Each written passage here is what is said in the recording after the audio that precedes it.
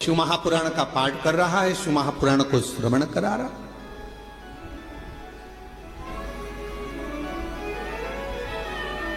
पूरी दुनिया में सारी पुराणों में केवल एक पुराण ऐसी है, शिव महापुराण, जो किसी यजमान को नहीं सुनाई जाती, जिसका श्रोता यजमान नहीं होता, जिसका श्रोता दुनिया का कोई व्यक्ति नहीं होता, जिसका श्रोता केवल सारी पुराणों में केवल एक पुराण है। श्रीमद् भागवत को आप उठाएंगे तो राजा परीक्षित उसका श्रोता है, फिर कोई पुराण उठाएंगे तो उसका काशी नरेश एक श्रोता है, फिर कोई पुराण उठाएंगे उसका श्रोता यह है, पर शिव महापुराण का कोई श्रोता नहीं। शिव महापुराण का केवल एक श्रोता है, वो देव अधिदेव महादेव और माता पार्वती जी कथा को श्रवण करने के लिए।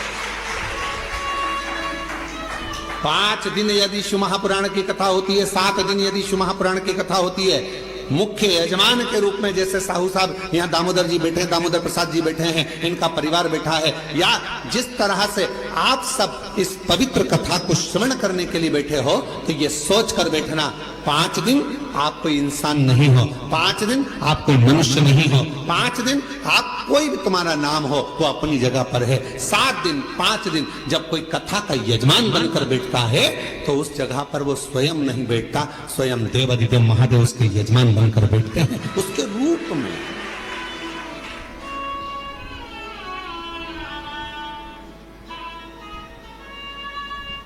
जितने कथा के पंडाल में बैठे हो, जितने कुबेरेश्वर बाबा की धरा पर, कंकर शंकर की भूमि पर तुम जहां बैठे हो, चाहे तुम्हें जहां छांव मिल गई, तुम जहां जाकर बैठ गए, तुम कहीं पर भी बैठकर कथा को श्रवण कर रहे हो, समझ लेना कि आप कोई साधारण नहीं हो। मेरा शंकर आपके रूप में कथा को श्रवण करने के लिए बैठा है, शिव महापुराण की कथा सुनने के लिए बैठा है। और कोई पुराण होती तो हम कह देते कि इस पुराण का यजमान ये है, उस पुराण का यजमान वो है, पर शिव महापुराण की कथा जब चंचुला देवी ने अपने पति बिंदुक के लिए कराई और चंचुला देवी जब पुराण कराने के लिए पहुंची तो स्वयं देवऋषि नारद ने कह दिया कौन सी पुराण कराना है। तो देवऋषि नारद ने पूछा चंचुला देवी से, तुम कौन सी पुराण कराना चाहते हो? तो कहा शिव महापुराण। देवऋषि नारद कहने लगे इस पुराण का तो वक्ता और श्रोता ये दोनों ही कठिन है। श्रीमद् भागवत का वक्ता मिलना सरल है, अब तो शिव महापुराण के भी बहुत सारे वक्ता मिल जाते हैं, बहुत कथा कहने वाले शिव पुराण के अब तो बहुत हो गए, पर नारद जी कह रहे हैं वक्ता और श्रोता दोनों मिलना कठिन है। किसका? शिव महापुराण का। रामचरितमानस का वक्ता और श्रोता भी मिलेगा, श्रीमद् भागवत का वक्ता श्रोता मिलेगा, विष्णु पुराण का वक्ता श्रोता मिलेगा, मत्स्य पुराण का वक्ता श्रोता मिलेगा, पर शिव महापुराण का वक्ता और श्रोता मिलना कठिन है। क्यों? क्योंकि दोनों का मिलना इसलिए कठिन है कि वक्ता भी ऐसा होना चाहिए जिसका पूरा भरोसा भगवान शंकर पर हो, और श्रोता भी ऐसा मिलना चाहिए जिसका पूरा भरोसा शंकर पर।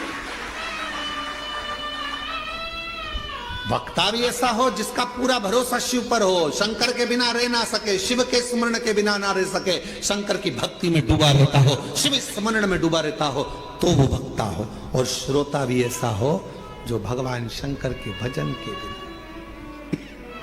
शिव नाम के बिना, शंकर के स्मरण के बिना, शिव भक्ति के बिना रह नहीं पाता।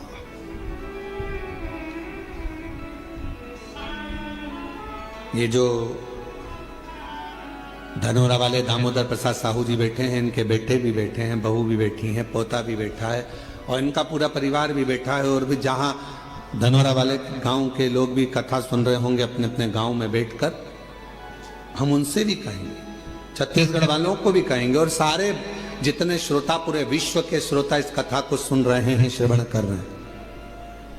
कथा के प्रथम दिवस दामोदर प्रसाद जी इस कथा को कराने के लिए पूर्ण तरह से एड़ी से चोटी तक का दम लगा दिए कि धनोरा में एक कथा हो, पूरा प्रयास किया।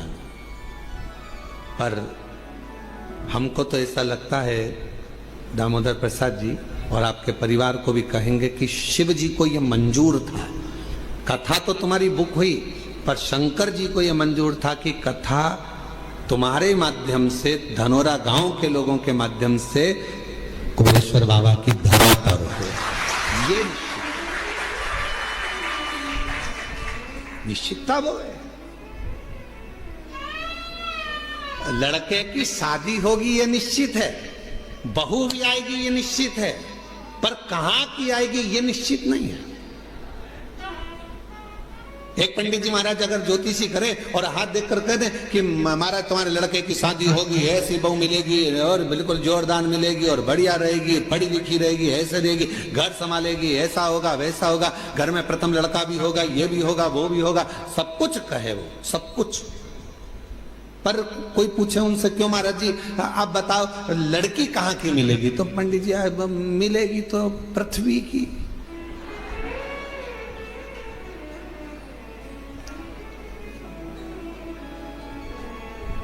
मिलेगी तो पृथ्वी की, तो मिलना तो पृथ्वी की, मना नहीं। अब वो कहे नहीं महाराज जी अब वो पृथ्वी की तो मिलेगी, हमें मालूम है कि अंतरिक्ष की थोड़ी ना मिलेगी, ऊपर की थोड़ी ना मिल जाएगी है? पर ये तो बताओ कि मिलेगी कहाँ की। तो इतने में कहा कि हाँ उत्तर से दक्षिण और पूरब से पश्चिम, इसी के बीच की मिलेगी। अब इतने में फिर उन्होंने कहा नहीं महाराज मिल तो जाएगी, पर वो पूरब से पश्चिम उत्तर से दक्षिण मिलेगी कहाँ की। तो फिर कहा हाँ लड़की मिलेगी। अरे वो लड़की तो मिलेगी पर मिलेगी तो भगवान ने निश्चित कर दिया, कथा दे दी, इतनी तारीख से इतनी तारीख तक है, धनोरा गांव में होगी, ये होगा वो होगा, सब कुछ निश्चित हो गया। और ये पूछे दामोदर प्रसाद साहू जी से, इनके बच्चों से, टेंट भी हो गया, साउंड भी हो गया, भोजन भंडारे की व्यवस्था भी हो गई, सारा धनोरा गांव छत्तीसगढ़ का एक एक बच्चा तैयार, कथा हो रही है, कथा हो रही है, कथा हो रही है। और मालूम पड़े फिर शंकर जी को कुछ मंजूर होगा। शिव जी ने कहा दामोदर मास में दामोदर प्रसाद तुम हमारे पास आओ, कथा यहाँ। और हम तो बाबा के भरोसे चलते हैं, हम तो बाबा के भरोसे चलते हैं, ये दुनिया वाले जलते हैं, ये दुनिया वाले जलते हैं, डमरू वाले के भरोसे चलते हैं, काशी वाले के भरोसे चलते हैं, सीहोर वाले के भरोसे चलते हैं, सीहोर वाले के भरोसे चलते हैं, हम तो बाबा के भरोसे चलते हैं, हम तो बाबा के भरोसे चलते हैं। तो ये निश्चितता है महाराज। शिव कथा कर रही है, देवराज नाम का ब्राह्मण जो कि ब्राह्मण कुल में जन्म ले लिया, ब्राह्मण के घर में जन्म ले लिया, पर कभी ब्राह्मण कर्म नहीं कर पा रहा, ब्राह्मण कर्म से वंचित।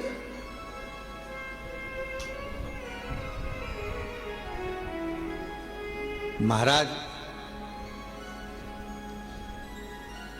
इस व्यासपीठ से निवेदन करूं आप सभी को, ब्राह्मण हो, क्षत्रिय हो, वैश्य हो, पर याद रखना सबसे पहले आप इस भारत की भूमि पर जन्मे हो, इस हिंदुस्तान में जन्मे हो, तो पहला शब्द आप हिंदू हो, इस बात का स्मरण रखो। आप हिंदू हो, ब्राह्मण हो, क्षत्रिय हो, वैश्य हो, अपनी जगह पर सबसे पहले आप सनातनी हो, भगवान देवाधिदेव महादेव की संतान हो। आप मेरे बाबा की औलाद हो, संतान हो, मेरे शिव की संतान।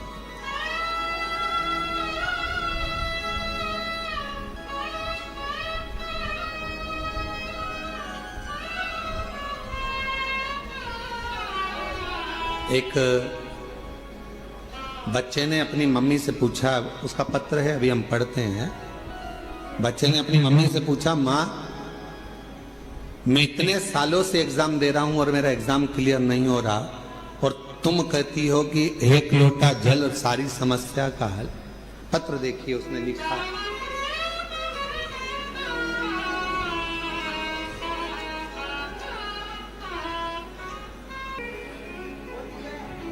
और तेरी कृपा का क्या है भरोसा, कब किस पर हो जाए जरा सी हम पर कर दो, जरा सी हम पर कर दो।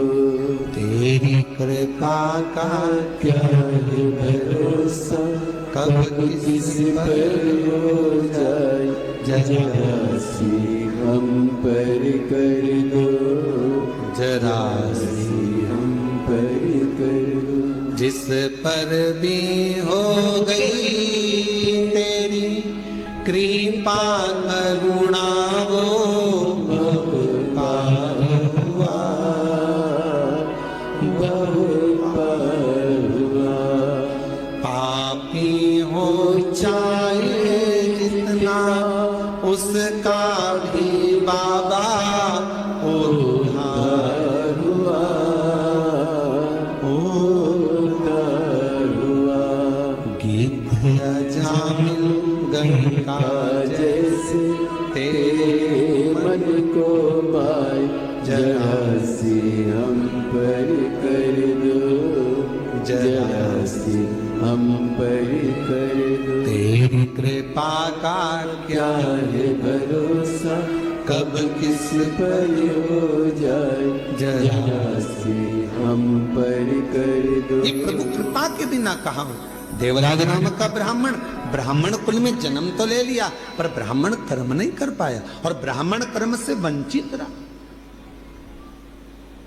पर आखिरी में भले उसका बचपन बिगड़ गया, भले उसकी जवानी बिगड़ गई, भले उसका पूरा जीवन बिगड़ गया, चोरी में लग गया, गलत काम में लग गया, वैश्यावृत्ति में लग गया, मदिरा पाने में लग गया, जुए में लग गया, सब गलत काम करा उसने जिंदगी में, पर मरने से पहले एक काम अच्छा करा।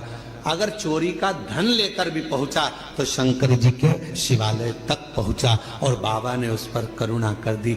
2 क्षण की शिव महापुराण की कथा, 2 क्षण की उसको श्रवण करने को 2 क्षण की शिव महापुराण की कथा मिल गई और वो 2 क्षण की शिव महापुराण की कथा ने उसकी जिंदगी बदल दी, देव अधिदेव महादेव के धाम पहुंचा दिया। उस 2 क्षण की शिव महापुराण की कथा,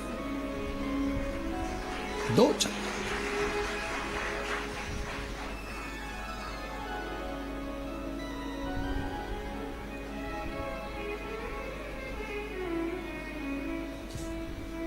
मोबाइल पे बहुत सारे ज्ञान देने वाले मिलते हैं।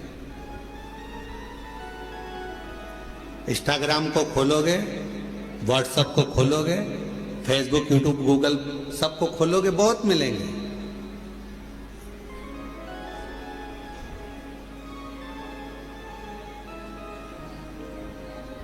दिन भर झूठ बोलते हो, भगवान के मंदिर जाते हो तो कहा कोई फल नहीं मिलेगा। कहने वालों ने मोबाइल पर बहुत ज्ञान दिया। गलत काम कर रहे हो, मंदिर जा रहे हो, कुछ नहीं होने वाला, भगवान तुम्हारी नहीं सुनेंगे। पर शिव महापुराण की कथा कहती है बच्चा कितना भी कीचड़ में लथपथ हो गया।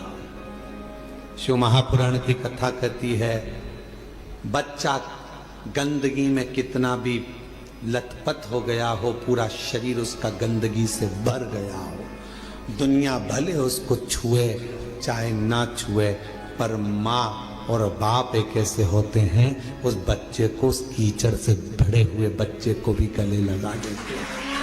कीचड़ से वो माता पिता होते हैं, माता पिता के सिवा कोई नहीं। एक माता पिता ऐसे होते हैं जो कीचड़ से भिड़े हुए बच्चे को, कीचड़ से सने हुए उस बच्चे को गोदी में ले लेते हैं, अपने गले लगा लेते हैं, कीचड़ में सने।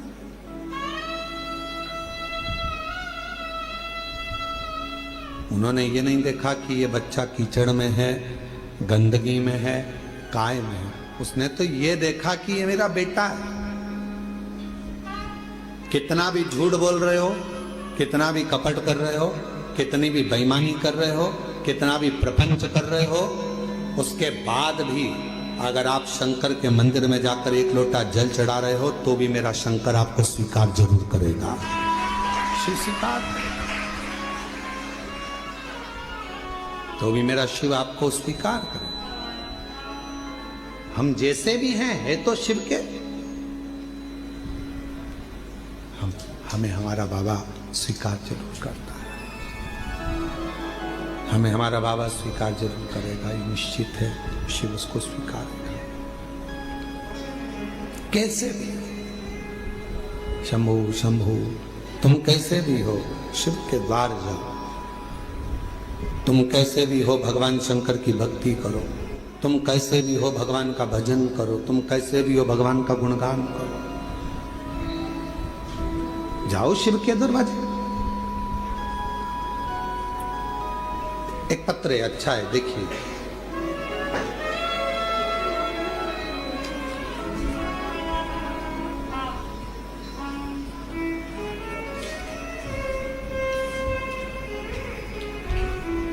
मैं अनीता शर्मा, पति नटवर लाल से, जिस प्रेम से, जिस वात्सल्यता से, जिस करुणता से, जिस स्नेह से आप देवाधिदेव महादेव भगवान शिव से प्रार्थना करते हो, जिस वात्सल्यता से शंकर से प्रार्थना करते हो, जिस आनंद के साथ आप देवाधिदेव महादेव से निवेदन करते हो, शिव इसको स्वीकार करता है, भगवान शंकर उसको स्वीकार करता है। शिव स्वीकार, भगवान शंकर उसको स्वीकार करते हैं। कभी मत सोचो कि मैंने इतना गलत कर दिया या मैं गलत, ठीक है, जो शिव ने चाहा वो आपने किया। शंभु आवाज सेट नहीं हो रही है। शिव ने जो चाहा वो आपने किया, आप उस पर आश्रित हो जाओ।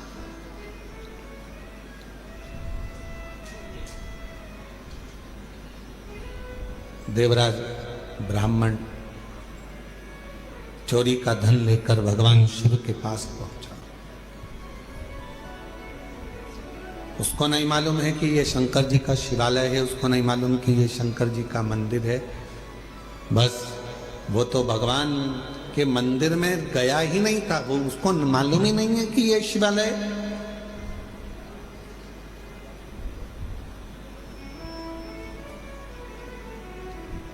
यहां कई लोग आते हैं कुबेरेश्वर बाबा की भूमि पर। कई लोगों को मालूम रहता है कि 5 कंकर बीनना है, बैठना है और 5 कंकर की पूजन करना है, बाबा को विनय करना है, फिर उसमें से 1 कंकर साथ लेकर जाना है, बाबा से प्रार्थना कर कर कि मेरी ये कामना है पूर्ण करना।